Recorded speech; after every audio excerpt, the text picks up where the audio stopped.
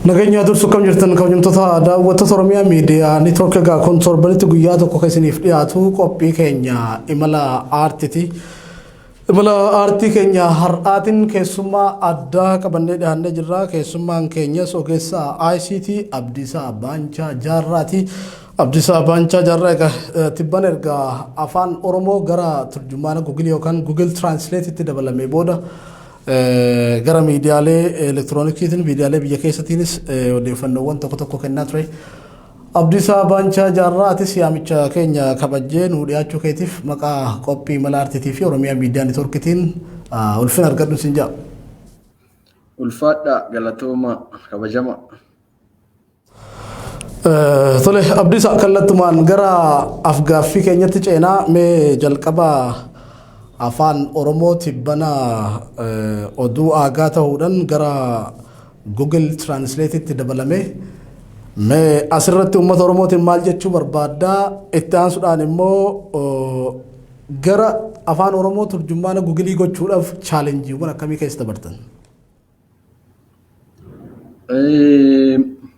Kuni uummata keenyaaf gammachuudha.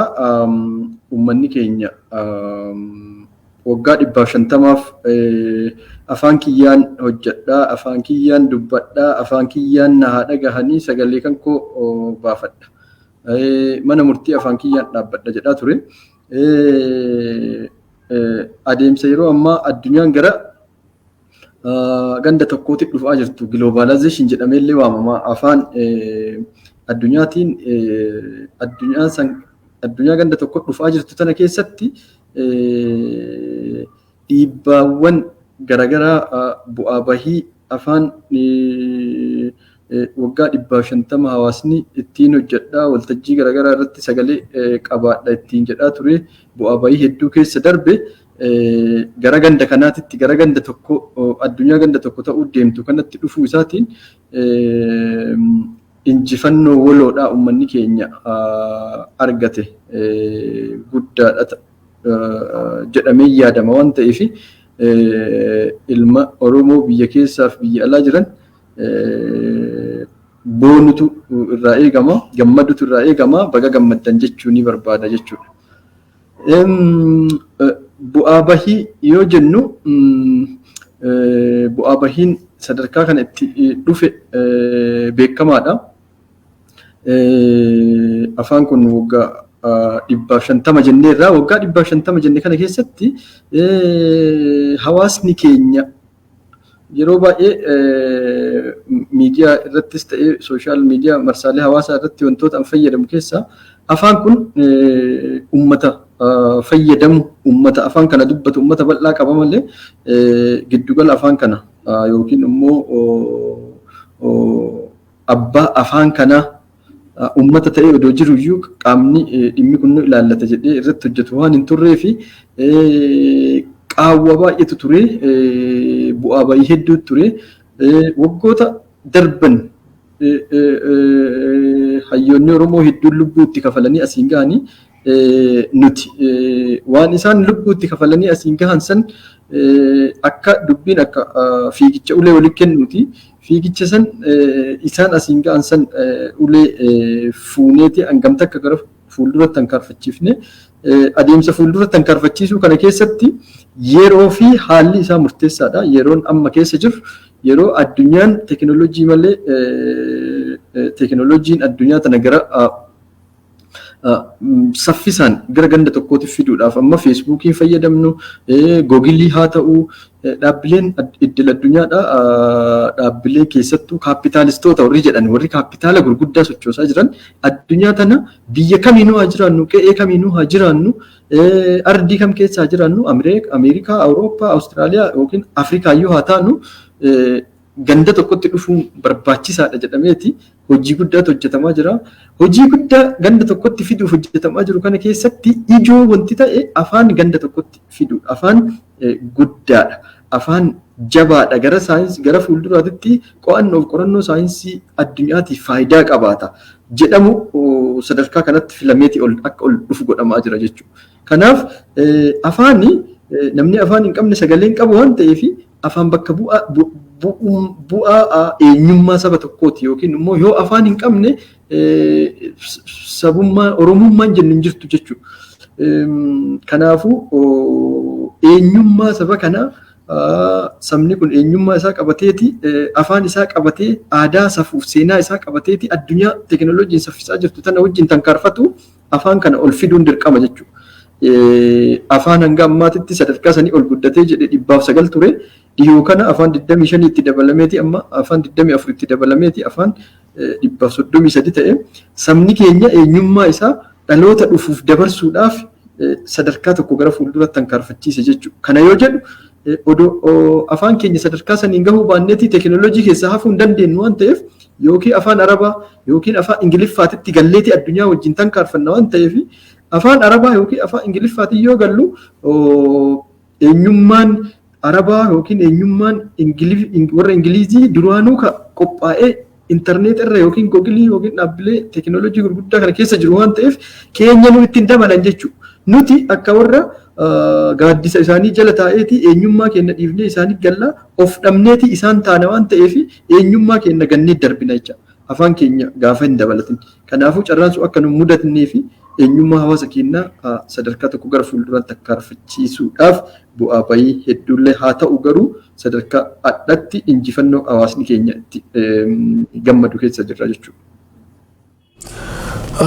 Yaada bal'aa kaastee keessumaa gara giloobaalaayizeeshiniitiin addunyaan ammaa gara ganda tokkotti dhuftee jirti. Maaliif iban barnoonni zuumidhaan yookaan aappileen garaagaraa hojjetamanii sooftiweeriin adda addaa diriirfamanii ittiin haala ittiin mana ta'anii barachuun mana ta'anii attendaansii mana ta'anii konferansii taa'uun mana ta'anii walgahii garaagaraa geggeessuun sadarkaa jirturra geessee jirti. Mee garuma jalqabattan si deebisa isin akka tiimatti yookaan Abdiisaa Baancaa jaarraa biyyarraa akka tiimii isaatti afaan Oromoo Google Translate yookaan afaan turjumaana Googilii gochuudhaaf chaalenjiiwwan isin mudatan kan uummanni Oromoo dhagahuu qaban rakkoowwan jajjaboo akkamii dabarsitan yoom jalqabdan hanga yoomitti immoo itti milkooftan? Rakkoo hedduutu ture. Rakkoo hedduu ture hawaasni keenya hedduun hin beekna. Rakkoo waloo qabna waan ta'eef rakkoo waloo keessaa bara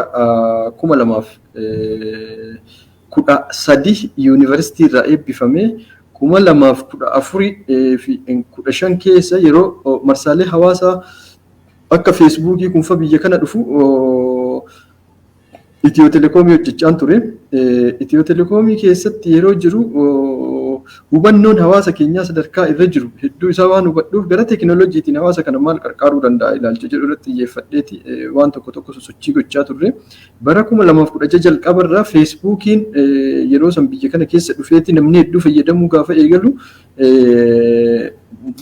namoonni yeroo isa hedduun fayyadaman warra afaan Amaaraatiin dur barate waan ta'eef qubee barreessuu irra waan rakkatanii fi an akka ilma saba tokkootitti maal gochuu danda'a waan jedhu keessa seeni qubee appilikeeshinii moobaayilaa afaan Oromoo baradhaa jedhu tokko hojjedhee qubee irraa kaasee haga hima jecha waan hundaa of keessaa akka qabu isa hojjedheeti gadhiise.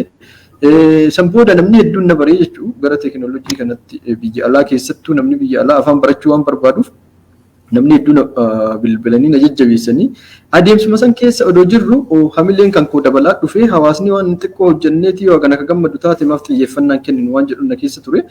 Adeemsa saniin bara 2016 gara walakkaatitti feesbuukiin afaanota garaagaraa dabaluudhaaf gaafii dhiyeesse akka googilii kana ulaagaa hin hedduumessine hawaasa yoo san feesbuukii jajjabaatee fayyadamutu afaan isaa akka dabalamu godha waan ta'eef carrama saniin fayyadamnee uummata keenya miidiyaa garaagaraatiin OMN illee hirmaateera nu gargaareera uummata kakaasee iyyata galfanneeti dhaabbatichi fuudhee afaan Oromoo akka hiikkaadhaaf dabalamu hayyamame hiikkaan sun hawaasa keenya hedduu mootiveet godhe Notification san keessatti yeroo garagaraatiif deddeebi'amii gaafiin gaafatamaa ture afaan keenya maaf afaan googiliin ta'u afaanota gurguddoo saayinsii fi teekinooloojiin dagaagan sadarkaa laga qaxxaamuran yoo asii chaayinaa dhaqe afaan sadarkaa kana gaafa gahu chaayinaa yoo dhaqe afaan warra chaayinaa beekuun dirqama natti hin ta'u jecha afaan kan kootiin afaan chaayinaatiif afaan kan koo wal irraa wal dubbisu waan ta'eef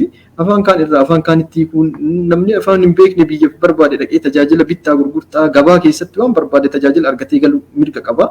Qorannoof qo'annoon garaagaraa yoo geggeeffame afaan ofiitti jijjiirachuun salphaa waan tureef keessattuu namoonni barnoota sadarkaa olaanaadhaa afaan keenya afaan googilii maaf hin taane afaan gurguddootti maaf hin daballe gaafiin jedhu hedduminaan nu qaqqabaa ture. Achirraan darbee nutis hawwii kennallee ture jechuudha. Sababni isaa wantoota afaan Oromootiin barreessinu kana salphatti Ingiliffa jijjiirachuun riisarchii qorannoo fuula 500 qabu fuula 400 qabu afaan Oromootiin yoo hojjette Ingiliffatti jijjiiruun ba'aa guddaa ture baay'ata guddaa barbaadaa ture. Namoonni hedduu akkasitti dhiibbaa godhaa akka turan waan tureef gaafiin sun hin ka'ee jechuudha. Gaafiin sun nutti dhufee achi booda carraa feesbuukiin garee uumneeti akka afaan Oromoo hiiknu nu hayyamee fi ijoollee biyya keessaa fi biyya alaa gurmeessinee garee qabna turre jechuudha. Ijoolleen Keeniyaa keessattuu ijoollee hin dagatamne ijoollee carraa gahee guddaa taphatan Keeniyaa irraa turanii Ameerikaa irraa jiru Awustiraaliyaa irraa Awurooppaa irraa hedduu hirmaataa turre. Garee kana keessa Ameerikaa fi Keeniyaa asii Itoophiyaa irraa ana dhaabbata googiliitiif xalahaan barraa'e jechuudha. Xalayaan yoo barraa'u nuti uummata miliyoona 50 sadarkaa akkanaa keenya uummata baay'eedha. Uummanni haganaa kun tajaajila afaan isaatiin fayyadamuu barbaada waan ta'eef afaan keenya uummata haganaati waan ta'eef afaan keenya uummanni miliyoona uummata keenya hin geenye afaan isaa achii qaba waan ta'eef nu dabalaa jennee gaafa gaafannu ragaa nu dhiyeessine odoo hin taane googiliin googil sarchi waan jedhamu qaba wanta barbaacha wanta achirra raawwatame wanta tokko achirra raawwatamu tokko isaa siistemni isaanii hin beeka waan ta'eef waa'een Oromoo kun waa'een afaan Oromoo kun maaltu jira waan jedhu ilaalanii ragaa isin dhiyeessitan ragaa sirriitii miti uummanni miliyoona haganaa gahu immoo afaan akkamitti weebsaayitii afaan Oromoo qabu akkamitti qabiyyeen qabu kan jedhu nu harkaa kuffisan jechuudha. Sababa saniif weebsaayitii afaan oromoo.com hojjechuun dirqama ta'e afaan oromoo.com yeroo ammaa weebsaayitii guddaa afaan Oromooti. Barnoota afaan Oromoo hunda ofirraa qaba qubee irraa haga sagaleetitti isa hojjechuuf dirqama ka ta'e aniin kiyyallee isa hojjedhe Faraan Abdusalaam afaan Oromoo dictionary.com qaba Ingilizitti hojjetee namoonni akka itti fayyadaman godheera. Ameerikaa irraallee mucaan tokko ture. Walumaa gala gara weebsaayitii 5 arganne. Wikipedia afaan Oromoolee goonee abdeet gooneeti walitti qabnee qabiyyeen qabnaa jenneeti ergine jechuun ammallee deebifne jechuudha. Yoo erginu ammas ulaagaa hin guutu jedhanii nu harkaa kuffisanii achirraan darbeeti istaatiksiin biyyaalessaa Itoophiyaa uummata Oromoo kana miliyoona 24 jedhee ragaa dhaabbilee barbaaduuf kenna waan ta'eef kun chaalenjii guddaa ta'e ture jechuudha. Baay'ina uummata keenya agarsiisuuf hin rakkanne san booda baay'ina uummata kanaa agarsiisuuf tooftaan nu fayyadamuu qabnu dhaabbaticha irratti mormii kaasuudha yookiin immoo iyyata dhiyeessuudha ture jechuudha tooftaan nu fayyadamu. Iyyata afaan keenya akka nu dabalamu nuti afaan keenya sadarkaa idil addunyaatti ol guddifnee itti fayyadamuu barbaanna afaan keenya nu dabalamu kan jedhu iyyata dhiyeessine OMN fa sagalee nu ta'e guyyaa 3 keessatti uummata gara 50,000 100,000 iyyanni galee walgahii hatattamaatitti taa'ameeti walgahii hatattamaa san keessatti bulchiinsi walgahii hatattamaa taa'ee galatooma garuu immoo waan akkasii fooyya'ina barbaada ammas jedhaniiti nuuf deebisanii nuti gammachuun keenya ol ka'e carrama saniin fayyadamneeti dhaabbata Afrikaa Ziivoo jedhamu jira South Afrikaa jiraata qo'annoo afaanota Afrikaa geggeessaa afaan Oromoo 6ffaa irra kaa'ee ture dhaabbatichi afaan Oromoo afaanota Afrikaa 6ffaadha jedhaa ture garuu immoo guyyaa guyyaan jechoota afaanota 5 waan baasuuf afaan Oromoo carraa san keessan turreeyyuu san booda dhaabbatichaa wal qunnamnee dubbifnee ragaa sobaa akka ta'ee fi afaan Oromoo sadarkaa 3ffaa irra akka jiru ragaa barbaachisaa dhiyeessinaaniif hin ta'u nuti istaatiksii biyyaalessaa ka Itoophiyaa irraa ragaa fudhannee uummanni miliyoona ganaa miti ka isin jettan sobaa ragaa akkas jennaan hayyoota dabalachuu dirqame jechuudha. Hayyoota akka Dr. Milkeessaa Midhaagaa Dr. Biraanee Masqal Abbabaa Sanyii fa'aa namoota hedduu dabaladheeni dhaabbaticha chaalenjii goone jarri qorannoo afaanii irratti immoo ragaa garaagaraa waan qorataa turaniiraniif ragaa qabatamaa qorannoo san dhiyeessanii fi dhaabbaticha koonfirmii goosifne dhaabbatichi ragaa kenna amane sadaffatti gabbuuse jecha afaanicha. Erga sadaffa dhaabbatichi buuse kanas daballeeti gogilitti gaafa erginu gogiliin nurraa fudhate afaanicha. Afaan keenya sadarkaa kana gahee baga gammaddanii jenneeti dhaabbatichi immoo yeroo san akka ammaa kanatti carraa hiikaadhaa ifan goone ummataaf gadi dhiisu jecha miliyoona tokkoo fidaa nuun jedhe. Jecha miliyoona tokkoo fidaa gaafa nuun jedhu wanti Oromoo kun wanti afaan Oromoo kun Oromiyaa irraa yoo fiidin taane yookiin Oromiyaa irraa yoo inputiin yookiin immoo wanti itti galchan yookiin wanti itti galu yoo hin jiraatin biyya alaatii wanti dhufu hin jiru jechuudha. Amma fakkeenya googilii irratti afaan Oromoo dabalee irra jenne Oromiyaa irraa wanta Oromiyaa qabdu afaan Oromoo Oromiyaa irraa qindeessinee yoo itti erginu ta'e googilii irra hojjetaan dhibbaa qaxarameeti Ameerikaatti odoon hojjetaan dhibbaa qaxarameeti homaa jijjiiruu hin danda'u afaanicha kana jechuudha. Sababni isaa burqaan Oromiyaadha waan ta'eef jechuudha.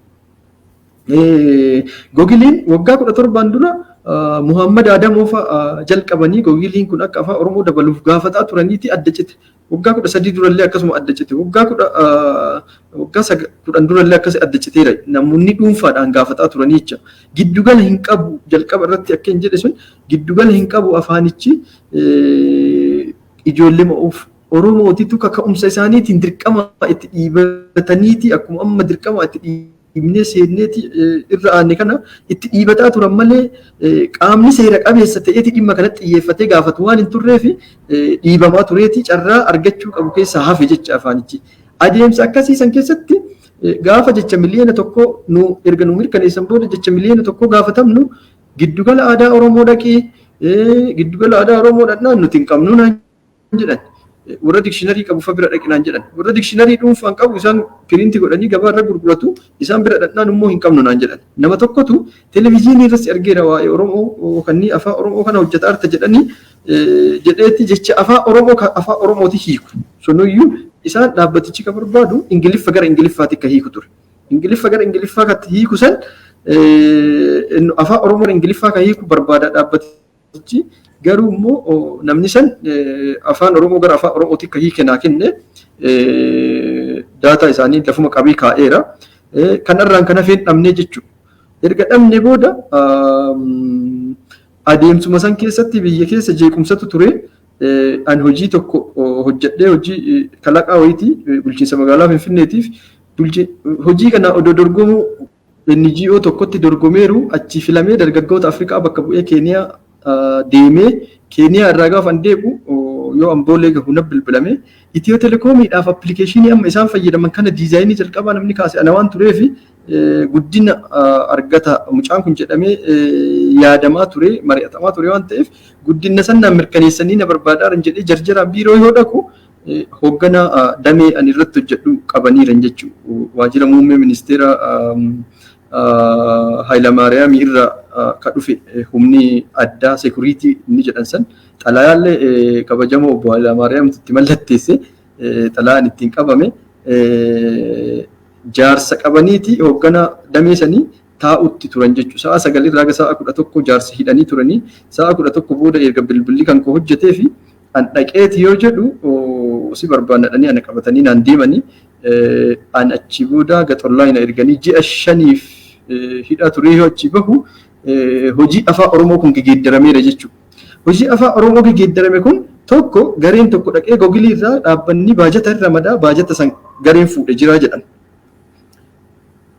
Gareen biraa immoo garee jaatanii guddichaa jedhaniiti jaatanii guddichaa jedhanii hundeessaniiti gareen sun jechoota walitti qabuu eegaleera jedhan.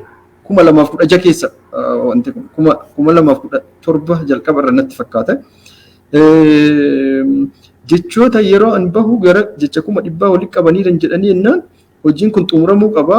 Ana bira ani weebsaayitii afaan Oromootis hojjedhee adeemsa kana keessatti tattaaffii godhaa ture. Appilikeeshinii afaan Oromoo 25 ol hojjedheera. Sanniin daataan na bira ture waan tureef jechi 60 na bira ture.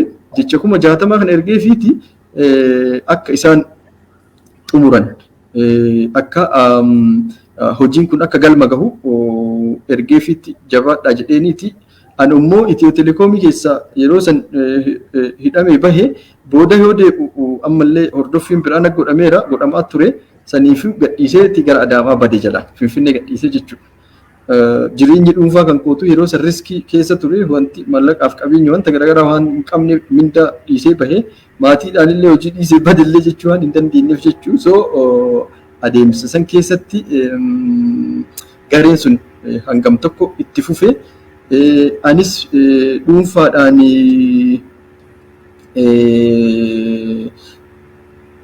tattaaffima gaafa bulchiinsa magaalaa Finfinnee saniif hojjedhe jalqabeeni bara 2017 xumura irratti wal dorgommii idil addunyaa dorgomeeti sadaffaa ba'e wal dorgommii idil addunyaa san Jarman Baarlii irratti gaafa addunyaa irraa sadaffaa bahu miidiyaa hedduu kavareejii naa kenneeti namni hedduu na barbaadanii obbo Dinquu biratti hojii eegalee jireenya kan koo bifa haalaan eegalee obbo Dinquun na barbaade waan tokko sappoortii godhaa giddugala aadaa turizimii giddugala aadaa qorannoo Oromoo keessatti daayireektara ta'een hojjechaa ture. Erga achitti gadhaabadhee booda hojii kana hordofaa ture. Sababni isaa teekinooloojiidhaan inumaayyuu erga addunyaa irratti mo'adheeti gaafiin googilii maaf afaan Oromoo hin daballe ka jedhu na cimaa dhufe jechuudha. Namni hedduu gara kan kootitti gaafii as dabarsaa teekinooloojiin ICT solutionii irratti waa'ee teekinooloojii waan barreessuuf namni hedduu hojii guddaa gootee maaf itti xiyyeeffattee nu hojjenne namni hedduu waan jedhaa tureef jechuu.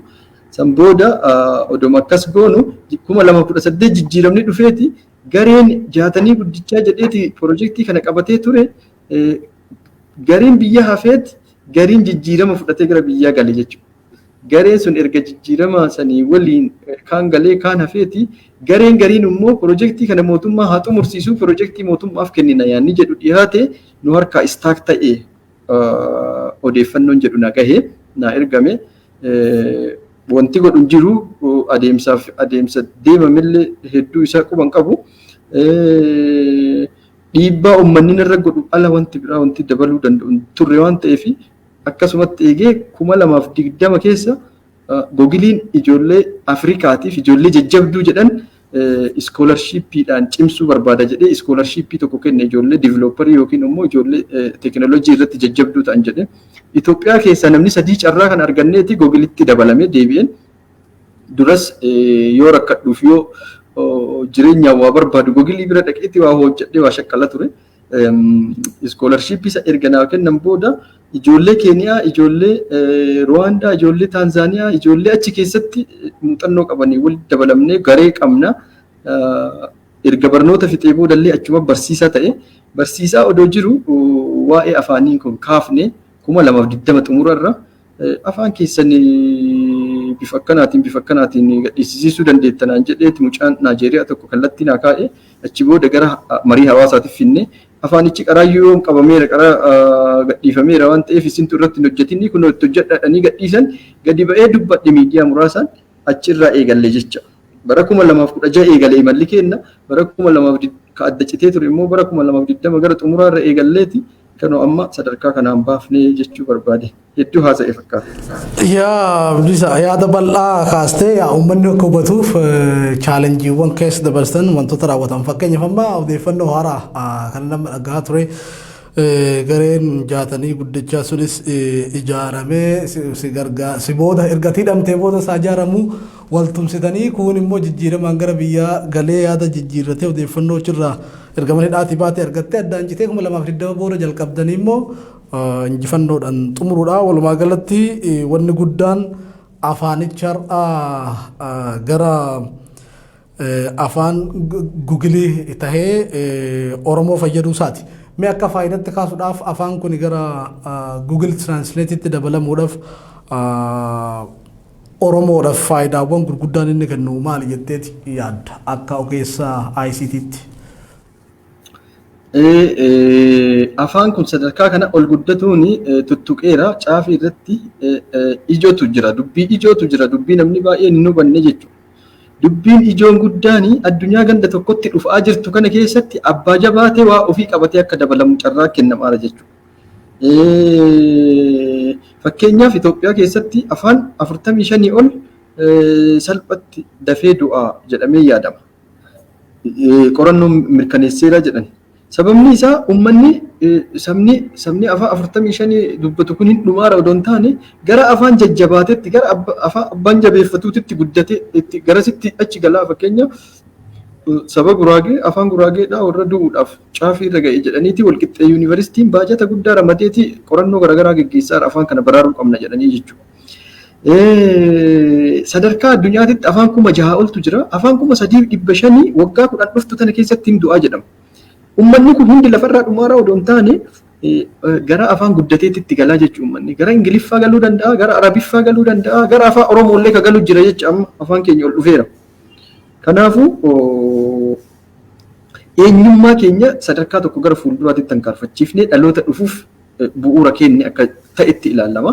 Lammaffaani afaan kun afaan hojii dhaabbata kanaa ta'e jechuun dhaabbileen addunyaadhaa dhaabbileen gurguddaa akka feesbuukii, telegiraamii, tiwiitarii, inistaagiraamii dhaabbileen biyyoota garaagaraa keessatti laga qaxxaamuranii hojjetan akka amaazoonii bittaa gurgurtaa wanta garaagaraa hojjetan afaan hojii dhaabbata kana irraa fudhatu waan ta'eef afaan Oromoo carraa gaafa nuti amma afaan Oromoo afaan Ingiliffaatiin walqixa ilaaleera dhaabbanni Gogilii. Afaan Ingiliffaatiin walqixa ilaaleera jechuun akka Ingiliffaatitti bilchaatee jechuu miti. Kana bilcheessuu ka qabu nu'uudha jechuudha. Irratti hojjechuun nurraa ka eegamu jechuudha. Gaafa nuti irra hojjennee afaan keenya bilcheessine afaan Ingiliffaatiin walqixa tajaajiluu danda'a biyya kam keessattuu jechuudha. Afaan bittaa gurgurtaati.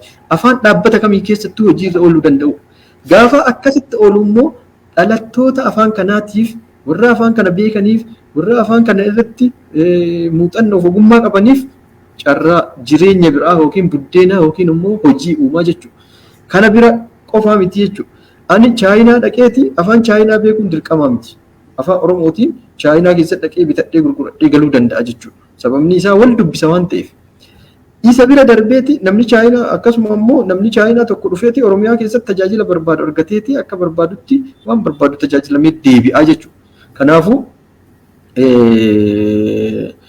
sadarkaa afaan teekinooloojii afaan qo'annoo yeroo jalqaba irratti kaasaa ture namoonni dhiibbaa guddaa godhaa turaniif gaafii guddaa gaafataa turan warroota barnoota sadarkaa olaanaa irra jiran warroota yuunivarsiitii irra jiran namni kamuu qo'annoo garaagaraa geggeessa waan ta'eef qo'annoof afaan Ingiliffaa afaan bilchaate waan ta'eef qo'annoo adda addaa afaan Ingiliffaatiin kan jiru jira. Qo'annoo afaan Ingiliffaatiin jiru san afaan Oromootiin deebisuun baay'ee ba'aa guddaa ture jechuudha. Kana amma daqiiqaa muraasa keessatti afaan Oromootiin as deeffachuun salphaa jechuudha. Ba'aa santu furamee jechuudha. Kana yoo jennu adda kun guututti hojiirra ooleera odoo hin taane sadarkaa san gaheera garuu afaan keenya bilcheessineeti sadarkaa sanitti tajaajila barbaachisu akka kennu afaan sun akka sirriitti hiikeeti qajeelloo waa Ingiliffa irraa hojjetame afaan Oromootiin akka deebisu godhuu qabu dhaloota kana. Kan biraa immoo afaan kun ammuma gadhiifame ammumallee faayidaa tajaajila biraa tajaajila dabalataas qabatee dhufaa jira odeeffannoo jedhu dhaabbata irraa mirkaneeffadhee jecha. Kana jechaan tajaajila barreeffama sagaleen dubbisuutii fi nama barreessuu hin dandeenye illee sagalee yoo akka nama haasa'aa jiru kana haasa'e waan an sagaleedhaa haasa'u barreeffamaan akka agarsiisu akka barreeffamatti hiiku waan afaan Oromootiin haasa'u barreeffamaan akka kaa'u afaan Oromoo carraa argate jedhama. Afaanota Afrikaa keessaa afaan Gogilii irra galeeru afaan 20 wayi. Afaan 20 wayi keessaa afaan barreeffama speechii text to speech yookiin speech to text godhu kana afaanonni carraa qaban afaan lama ture jechuudha. Afaan Oromoo carraa kan argateenna afaan sadaffaa ta'a jechuudha. Dabalataan immoo faayidaan biraa odoo hin yaadamin dhufaa jiru baay'inni uummata kanaa sirreessutu daataa baay'inni uummata kanaa sirreessutu eegama. Daataan baay'inni kan uummata kanaa sirreeffamaa jiru tokko gara mootummaatiin istaatiksii mootummaa irraallee kennamaa jiru akka agarsiisaa jirutti yeroo ammaa guddina baay'inni uummata dubbatuutiin afaan Oromoo afaan sadarkaa lammaffaa dhufee ta'ee mul'ata. Afaan sadarkaa lammaffaa ta'ee dhufee mul'ate dabalataan immoo barreeffama sagalee kan itti dabalee jennaan afaan Afrikaa afaan hojii Afrikaa ta'uudhaaf carraa bal'aa qaba jechuudha. Iswaayilitti aaneeti afaan Oromoo ta'ara waan ta'eef qorannoowwan garaagaraa ilaalaa ture waan mirkanaa'ee miti. Dhaabbanni Keeniyaa tokko amma lammaffaa irratti baasee jira. Dheengadda torbaan darbee jechuudha afaan Oromoo. Kana malee Afrikaa keessatti immoo Afrikaa Yuuniyenii yookiin gamtaan Afrikaa afaan Afrikaatiif hojjechuu qabna jedhaniiti Iswaayilii ji'a lamaan dura afaan hojii godhaniiru. Kanaafuu Iswaayilii itti aana taanaan carraa itti aanu afaan Oromootiif dhufaa jechuudha. Afaan Oromoo sadarkaa sanitti akka simatamuuf akka afaan hojii biyya tanaa darbeeti afaan Afrikaa ta'uufuu carraa qaba waan ta'eef dhaloonni kun ciniinnatee hojjechuu akka qabu kaasuu barbaadeeti jechuudha. Tole Abdiisaa deebii bal'aa nuu kennite afaan Oromoo guddisuudhaaf akkuma dura kaasee hayyoonni Oromoodhaa warri akka Hayilee Fidaa Sheek Muhammad Rashaad Abdullee kan akka Abdi Qopheefaan afaan Oromoo sadarkaa kanarraan gahuudhaaf wareegama qaqqaalii warra kafalirraa isin immoo dhaloonni ammaa isa ceesiftanii hanga sadarkaa afaan idil addunyaatiin qixxee sadarkaa Google irra baasuun afaan Oromoo afaan Ingiliffaatiin qixxee namni Google keessatti akka fayyadamu. Even fayyadamtootni miidiyaa hawaasatu bari warri afaan kanarraa hubannoo hin qabne translate godhatee achi keessatti ilaaluun mataa isaatu inni waddaa madaala guddaadha. Faayidaawwan gurguddaa amma ta'eerte kanatti aansee jechuudha. Itti aansuudhaan immoo akkuma tuu kaaste afaan Kiswaahilii ta'anii afaan lammaffaa ta'uudhaan afaan hojii Afrikaa ta'uun immoo sunis adda gammachuu guddaadha. Mee amma mootii bana gara marsaalee hawaasummaatiin waan ati maxxansaa jirtuun argaa ture qophii guyyaa Afrikaa sababeeffachuudhaan dhaabbanni Guugilii agarsiisa aadaa qopheesse irratti hirmaachuudhaaf jettee liinkii wayii gara Feesbuukiitiin beeksisaa jirta. Uummannis akka galmaa'aa jiru ibsaa jirta. Mee uummataaf waan sana akkamitti fagoota? Guyyaa Afrikaa kabajamaa jira. Guyyaan Afrikaa yaadannoowwan garaagaraatiin gaggeeffamu jira. Kanumaan wal qabateeti dhaabbanni Googiliidha. Dhaabbanni Googiliidhaas guyyaa Afrikaa kana kabaju jira. Guyyaa Afrikaa dhaabbanni Googiliif kabajuuf saganteeffate jimaata iftaaniiti. Jimaata qophii kana irratti agarsiisa aadaatitu godhama. Sagantaa garaagaraatiin jira. Sagantaa garaagaraa jiru san keessa agarsiisa aadaa Afrikaa irratti hawaasni keessan haa hirmaatu waan jedhutu ka'e. Hawaasa keessa hirmaachisi gaafiin jedhu gaafa naa dhiyaatu yeroo ammaa biyya Itoophiyaa bakka buuneeti dhaabbata waliin kan dubbataa jirrudha. Hawaasni keenya kottaa hirmaadhaa ilaala wanti hojjechaa jirru qabatama akka jechuu fakkaata. Nuti affeerraa addaa qabnaa garuu immoo affeerraa hawaasaa agarsiisa waliiniitiif kan godhametu jira. Namoonni galmaa'aa jiru. Dhaabbatichaa iyyuu ajaa'ibeera akkamitti Itoophiyaa irraa hawaasni haganaa galmaa'aa jira jedhaniiti amma dubbataa turre jechuudha. Odoo laayivii si wajjin seeniin hin dura. Okay. Mee dhaabbanni kun fakkeenya achirratti ergaawwan tokko tokko kan ati maxxansitee jira keessumaa kanneen akka uummanni kun aadaa isaatis nyaata isaatis aadaa gaafa jennu boos maateriyaal innan maateriyaal kaalcharii jechuudha uffanna isaa ta'uu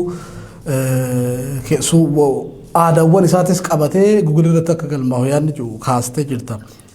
Kun qophii amma galmee kanaatiin waliin qabatu inni kallattii amma fuuldura itti deemnu jechuudha. Kallattiin fuuldura itti deemnu akkam yoo jette dhaabbatichi amma warra Ingiliziitii wal qixa nu ilaale yookiin immoo afaan Ingiliffaatiif afaan Oromoo wal qixa ilaalameera. Kanaafuu afaan kanaan qabiyyeewwan adda addaa internet irratti ol galuu qabu addunyaatti of agarsiisaa jedhamneeti waltajjiin nuuf kenname jechuudha.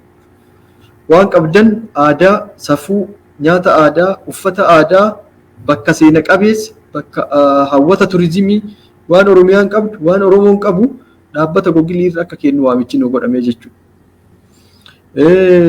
Gaafa afaan Oromoo gadi lakkifame gaafa afaanota Googiliin afaanota 24 gadhiise guyyaa lammaffaa isaatitti hindi irratti walgahii nu godhame.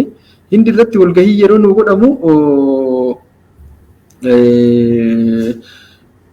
baga gammaddan uummanni Oromoo jedheeti hoogganaan damee hindii ergaa baga gammachuu hawaasa keenyaaf ergee booda hooggantuu Afrikaatiin wajjin taaneeti hojii kan akka hojjechuu qabnu kallattii kaa'ee hooggantuun Afrikaas guyyaa 3-4 booda beellama qabattee walgahii akka waliin taa'uu qabnu beellama qabattee achi booda jimaata darbe kana aniif ishiin walgahii sa'a tokkoof wal akka olii waliin teennee waliin mari'annee hawaasa keenya hubannoo kenneef jechuudha. Baay'ina dhaabbanni hawaasni keenya tasuma hagana gaha jedhee amanee hin turre jechuudha. Odeeffannoo qabatamaa, ragaa qabatamaa, intarvii garaagaraa asiin dura OMN irratti hojjetame kan miidiyaalee keenya hedduu irratti hojjetame ergee fi booda afaan uummanni bal'aan dubbatu afaan kun afaan sadarkaa isaa eeggatee guddatuu qabu ta'uu irraa gammachuu dabalataa nu dabalan jecha. Speech yookiin text to speech kan dabalame achirraa jechuudha. Text to speech achirraan immoo speech to text carraa san argachuudhaaf afaanota akka afaan Amaaraa fa'aallee carraa sadarkaa isa argatee sadarkaa isa irra hin gahin jira jechuudha gammatitti. Afaanonni Afrikaa afaan sadarkaa isa irra jiran afaanota muraasa waan ta'eef afaan lama sadii keessa jira waan ta'eef. Adeemsa saniin kanaaf dhaabbata Googilii jalatti dhaabbanni Googilii dhaabbata guddaadha. Addunyaa irraa dhaabbata guddaadha. Dhaabbata guddaa kana dhaabbata 200 ol of keessaa qaba. Crowd source dhaabbata jedhamu jira jecha. Crowd source jechaan giddugala oomishaalee dhaabbata kanaati. Afaan dabalatee aadaa, seenaa, safuu kamiinuu siistemni yookiin immoo sammuu namtolchee qaba dhaabbatichi. Sammuu namtolchee jecha artificial intelligence kan jedhamu jira.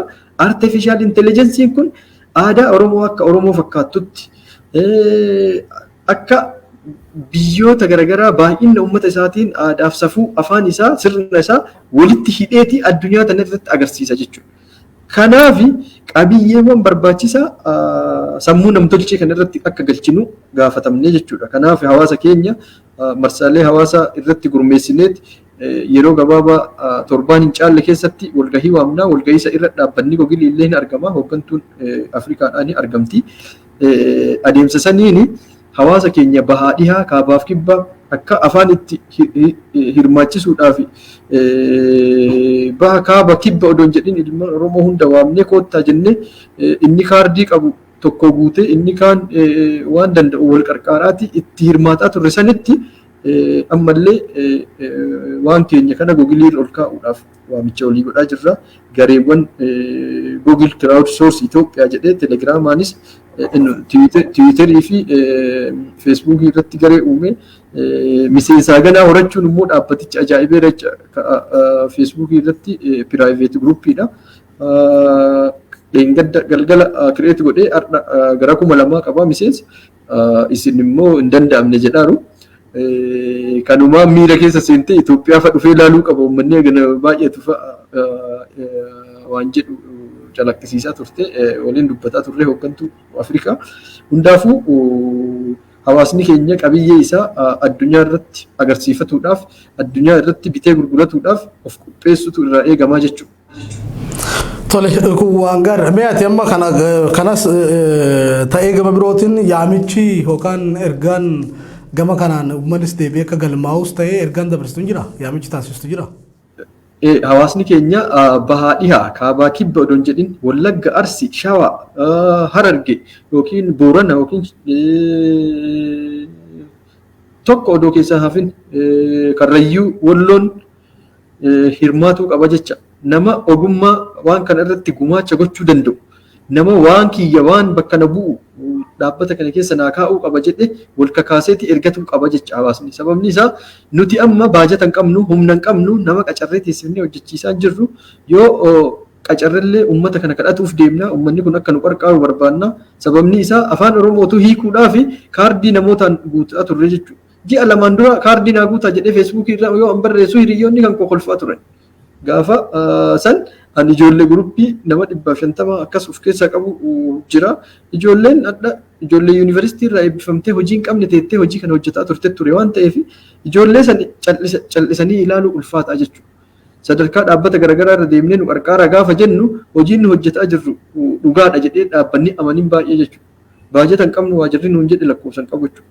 Saniifuu uummanni Oromoo wanta nu goonu kana amma wanta qabatamaan mul'atetu jira. Waan qabatamaan mul'ate kanarra dhaabbateeti deeggarsa akka nu godhuuf waamicha gochuutti deemna waan ta'eef ogeeyyii muraasaa fi humna hawaasa irraa argannu hojjechiisuu hin dandeenya. Garuu immoo qabiyyeen Oromiyaa guutuu irraa dhufuu qaba waan ta'eef nyaanni aadaa Wallaggaa, nyaanni aadaa Arsii, nyaanni aadaa Boorana, Shawaa hundi isaa achirratti ilaalamuudha qaba. Gogilii irra galuudha qaba waan ta'eef hawaasni keenya kaka'umsaan ilmaan isaa garanatti erguu qaba. Walitti himneeti hirmaannaa hunda keenyaa barbaada waan ta'eef wanti kun dhimma Abdiisaa qofa miti, dhimma garee muraasaatii miti, dhimma Oromoof dhimma Oromummaa haasa'u jirra, dhimma afaan Oromoo haasa'u jirra, dhimma aadaa Oromooti. Akka hirmaatan waamicha gochuu barbaadaa jechuudha.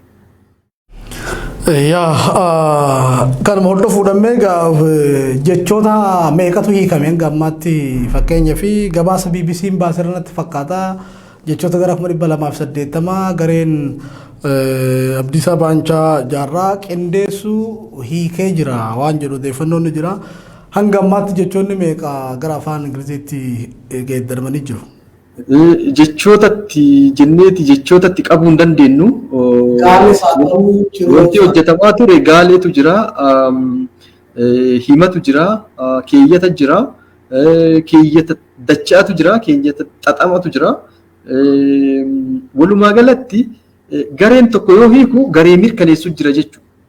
Garee ammayyuu fuulduratti amma deeggarsa uummataa gaafanneeti garee hiikuu fi garee mirkaneessu gochuu barbaadna jechuudha. Sababni isaa ka sirnaan mirkanaa'e kan namni baay'een mirkaneessee sirriidha jedhee siistemni hojiif oolchu kan namni baay'een mirkaneessee waan ta'eef mirkaneessuu irratti hojii guddaa hojjenna. Kanaan dura ijoolleen baay'een ijoollee intarneetaan kakaafneetti hiiksisaa turre waan ta'eef ijoollee ogeeyyii afaanii ta'an odoo hin taane hedduun isaanii ijoollee ogummaa biraa qabanii kanaafuu afaan hiikuu irra mirkaneessuu irratti xiyyeeffatan jechuudha. Kamtu sirrii miti waan jedhu san kun sirrii miti jechuu irratti xiyyeeffatan. Isa hiikkaadhaatiin baay'ee gadi bu'a. Isa kana walumaa gala kontribuushin yookiin immoo walitti qabama waan hojjetame. Okay, kana mee Abdiisaa kana ilaalchisee amma gara vaaraayitiitiin amma fakkeenyaaf gaaffiiwwan gara fuulduratti isin mudatan jedheetti yaadu. Oromoon diyaaleektii yookaan loqoda adda addaa qaba afaan Oromoo tokko as keessatti wanni isin gootan jira gama vaaraayitiitiin fakkeenyaa fi Oromoon Harargee, Arsii, Boorana, Wallagga, Shawaa jennee hoo giddugala tuulamaa kana jennee hoo yaadne as keessatti wanni isin hojjettan jira? Loogniin afaan Oromoo bal'aa waan ta'eef barreeffama irratti isa mana barnootaatiin baranne irratti akka xiyyeeffannoo wal kakaasaa turre achirraan darbee garee hirmaachifne san keessatti walitti himaa jennee miidiyaa garaagaraatiinis bahee ka dubbataa ture ana walitti himaatii hirmaadhaa koottaa jenneeti kallattii garaagaraatiin ijoollee kallattii Oromiyaa hedduurraa hirmaachisaa turre kallattii hedduurraa hirmaataa turanii booda dhihoo kana hanga dhaabbanni gogilii afaan 25 ji'a afuriin dura afaan 25 afaan hojii godhuuf deema jedhee gaafa dhaabbatichi ibsa baasee booda miidiyaan baay'een kabareejii nuu kennee ture. Miidiyaan saniin fayyadamnee hanqinni jiru maali? Ijoollee gara kamiititu hanqina qaba? Eenyu ijoollee naannoo Oromiyaa kamirraa hanqinni jira jenneeti ilaalaa turre jechuudha. Adeemsa san keessatti Booranaan keessa hanqina argine ijoolleen Booranaa hanqinatu ture. Gadi baaneeti sooshaal miidiyaa irra kaampeenii geggeessine Boorana irraa hayyoonni gurguddoon hedduun dhufaniiti yeroo ammaa garee san lafee dugdaa akka ta'ee jiru ijoollee Booranaati jechuu danda'ama. Even Keeniyaa irraallee ijoolleen baay'een nutti dabalamanii gahee guddaallee taphatanii gumaacha guddaa keessatti gumaachanii. So adeemsa akkasiitiin wal kakaafneeti hanga dandeenyetti kallattii hundarra hirmaachisuuf yaalii godhaa turre garuu immoo Wallagga irraa kana amma nuti karoora akka proposaalaa qopheessineerrutti Yuunivarsiitii Wallaggaa kallattii Wallaggaatiin, Yuunivarsiitiin Jimmaa Jimmaan, Yuunivarsiitii Arsii Arsii, Yuunivarsiitii Harar uummata keenya Harargee, Yuunivarsiitiin akkuma jiruun iddoo bakka jiru irratti hawaasa san bakka bu'eeti afaan naannoo sanii akka nu dhiyeessu hayyoota yuunivarsiitota san keessa jiran hayyoota afaanii walitti qabanna jenneeti proposala qabna turre jechuudha. Garuu immoo hayyoota yuunivarsiitii irra jiraniif hayyoota bakka garagaraatitti biizii ta'an kanneen yoo waan kafaliniif dirqama hangattaa'iiti kan hojjedhu jechuun waan hin danda'amnee fi ajaja akkasii dabarsuu hin dandeenye. Haa ta'u garuu immoo yuunivarsiitii Mattuu irraa, yuunivarsiitii Finfinnee irraa, yuunivarsiitii garagaraa irraa gareen telegiraamaa uummatanii isaanis gahee nurraa eegamu bahuu qabna jedhaniiti hirmaataa jiru jechuudha. Akka dhuunfaatittis gareen qindaa'aniiti. Adeemsa saniin Oromiyaa guutuu waan fakkaatu hojjechuuf yaalleerra. Garuu immoo barnoota mana barumsaatitti baranne irratti akka xiyyeeffannu yoo inni fooyya'ee adeemsa sanii fooyya'a malee ammatti kallattii biraa akka nu harkaan qabanne waan jedhu yaalii godhaa turre. Kana jechuun hanqina hin qabu jechuu miti. Hanqinoonni ammayyuu hiikaan dogoggoraatu baay'ee jira. Akkasuma ammoo hanqinoonni seerlugaa sirnaa wantoota garaagaraa jira. Kan ammoo hayyoota hirmaachisaniiti kan adeemsaan fooyyeffamaa deemu waan ta'eef adeemsa akkana ture jechuudha. Tole ogeessa ICT Abdiisaa Baancaa jaarraa yeroo dheeraa fudhannee taasifne xumura irratti amma sa'aatiin keenyas gahaa waan jiruu fi ergaa xumuraatiin gama hojiiwwan gammaatti hojjetaa turte keessumaa injifannoo guddaa afaan Oromoo gara Google Translate'itti akka dabalamu gochuu keessatti qooda olaanaa baatee jirta. Kanaaf ulfaadhu jecha ergaa xumuraatii fi dhaamsa xumuraa uummata Oromootti dabarsitee asumaan qophii keenya imala aartii har'aatis goolabna. Ayyee ulfaadhaa isinis ani ogeessa teekinooloojiiti. Yeroo ammaa teekinooloojiin saffisa ajaa'ibaatiin addunyaa tana geeddaru jira. Ameerikaan maal irra akka jirtu, Chaayinaan maal irra akka jirtu, warri teekinooloojii hojiitti galche maal irra akka jiru achi ilaallee arguu jirra. Hawaasni keenyallee kana diduu hin danda'u jechuudha. Dirqamatu ittiin oofa. Biyyi teenya hiyyeetti illee taatu dirqamatu teekinooloojii waliin nu tankaarfachiisa waan ta'eef dirqama teekinooloojii waliin gatantaraati itti fufna waan ta'eef hawaasa kana gara fuulduratti tankaarfachiisuuf teekinooloojii hawaasa kana cimsuu qabna. Yeroo ammaa hanna garaagaraatii fi saamicha garaagaraatii karaa teekinooloojiitiin gaggeeffamaa jira. Hawaasni keenya teekinooloojiidhaan cimee hubannoo gahaa qabaateeti of ta'eeti of qolateeti badiiwwan akkasii raawwatamaa jiru san keessa of ta'eetti rakkoo san keessa darbuu danda'uudha qaba. Rakkoowwan akkasii sun cimaa deemu malee of duubatti hin deebi'an jedheen amana waan ta'eef jechuudha. Adeemsuma saniin yeroo ammaa dhaabbilee teekinooloojii garaagaraa irratti hojjedha. OICT solution sooftiweerii garaagaraa dhiyeessaa marsariitii garaagaraa hojjenna. Akkasumaan immoo sarvarii qabna. Dhaabbata kamiifuu daataa isaa bakka irra kaa'atu qabna. San bira darbeeti yeroo ammaa hawaasni keenya teekinooloojiin cimuu waan qabuu fi hayyooakaadaamii.com jenneellee hayyooakaadaamii irratti illee barnoota leenjii kennuu sadarkaa eegallee jira. Ijoolleen keenya dargaggoonni yuunivarsiitii irraa eebbifaman yeroo ammaa keessattuu biyya keessa hojii carraa hojii baay'ee dhiphaadha hin jiru waan ta'eef yeroo ammaa addunyaa irratti dhaabbileen baay'een immoo onlaayinii namaa kafaltii kafalu waan ta'eef dargaggeessi keenya carraa kanatti fayyadamee teekinooloojii irraa jireenya isaa jiraachuu akka danda'u kallattii agarsiisuuf barnoota barsiisaa jirru jira. Adeemsa saniin hawaasa keenya jijjiirra qabatamaan lafarra hojjannee jennee yaaduun barbaachisaadha waan ta'eef kanuma kanaan qaawwa jiru cufneeti waan dandeenye hawaasa kana sappoortii gochuu irratti xiyyeeffannaa. Inni xumuraa an dhaamu waa'ee googilii irratti dargaggeessi keenya gaafa ani gadi baheeti afaan Oromoo googilii irra nu galaa jira koottaa gadi ba'aan hiikaa jedhe baha dhiya kaaba kibba odoon jedhin Wallagga Arsii Shawaa yookiin immoo ani kiristaan ani musliima odoon jedhin ijoolleen xixiqqoon ijoolleen mindaa hin qabne fa'a waan nama galata guddatu malaaf jechuudha. Ijoollee yuunivarsiitii irraa eebbifamtee odoo mindaa hin qabne gatteettee hojii kana hojjettu uummata Oromoo irraa galata guddaa barbaaddi galata guddaa galchuuniif barbaachisa jechuudha. Ijoollee sadarkaa sanatti hojjettetu uummata Oromoo wadda sadarkaa kana ol bute jechuudha. Kun piroojeektii jalqabaa garaagarummaa siyaasaatiif garaagarummaa maalii tokko malee ilmaan Oromoo odoo deeggarsa qaama kamiituu hin godhaminiif kophaa ofii dhaabbataniiti addunyaa irratti waliin dhaabbatanii of agarsiisan waan ta'eef injifannoo guddaadha jechuudha. Kanaafuu gaafa waliin dhaabbanne, gaafa waliin hojjanne, gaafa waliin tankaarfanne, gaafa wal bira dhaabbanne waan kamuu akka injifachuu dandeenyu piroojeektiin kun agarsiiftuu isa jalqabaati.